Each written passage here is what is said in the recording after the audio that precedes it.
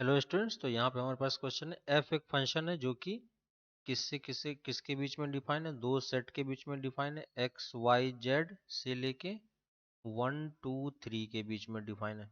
ठीक है, तो हमें और यहाँ पे हमें तीन कंडीशन गिवन है। इस तीन कंडीशन में से बोल रहा है कोई एक स्टेटमेंट सही है, बाकी दो गलत है। ठीक है, तो हम लोग यहाँ पे डिफरेंट केसेस ले लेते हैं। केस वन अगर हम लोग चूज कर लेते हैं कि f of x equal to one, ठीक है, f of y not equal to 1 and f of z not equal to 2। ठीक है, तो अगर हम इस स्टेटमेंट को ट्रू एज्यूम कर लें तो ये दोनों स्टेटमेंट हमारा क्या हो जाएगा, फॉल्स हो जाएगा। ठीक है, और अगर ये फॉल्स हो जाएगा तो इसका ट्रू स्टेटमेंट क्या होगा, तो पहला तो ऑलरेडी ट्रू है, दूसरे का ट्रू स्टेटमेंट क्या हो जाएगा, f of y equal to 1, यहाँ से f of z equal to 2 आ जाएगा। ठीक है, तो ये हमारे पास केस वन हो गया।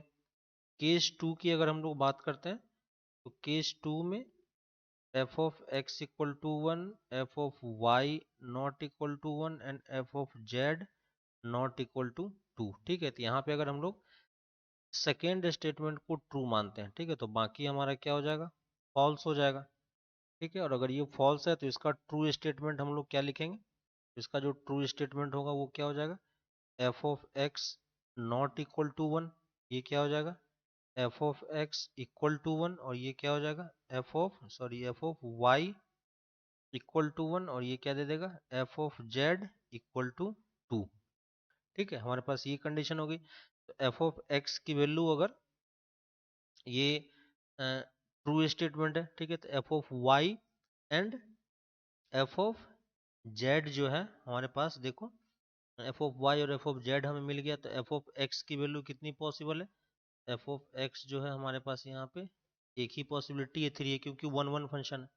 ठीक है, सिमिलरली अगर हम लोग केस थ्री की बात करें तो केस थ्री हमारे पास क्या हो जाएगा, f of x equal to one, f of y not equal to one and f of z not equal to 2। ठीक है, तो यहाँ पे अगर हम लोग थर्ड स्टेटमेंट को अगर हम लोग ट्रू मान लेते हैं, ठीक है, तो ये ट्रू अगर है तो ये फॉल्स हो जाएगा और ये स्टेटमेंट फॉल्स हो जाएगा। ये अगर फॉल्स हो गया, इसका ट्रू स्टेटमेंट क्या होगा, f of x not equal to one, f of y equal to one and f of z not equal to 2। ये तो ऑलरेडी है। ठीक है, तो एफ ऑफ जेड की वैल्यू हम यहाँ से कितनी बोल सकते हैं, एफ ऑफ जेड की वैल्यू यहाँ से 3 हो सकती है and f of x equal to हमारा 2 हो सकता है और f of y equal to 1 हो सकता है। ठीक है, तो तीनों केस में अगर आप देखोगे तो तीनों केस में आपके पास एफ ऑफ वाई की वैल्यू किसके इक्वल है, f of y equal to 1 के इक्वल ही है।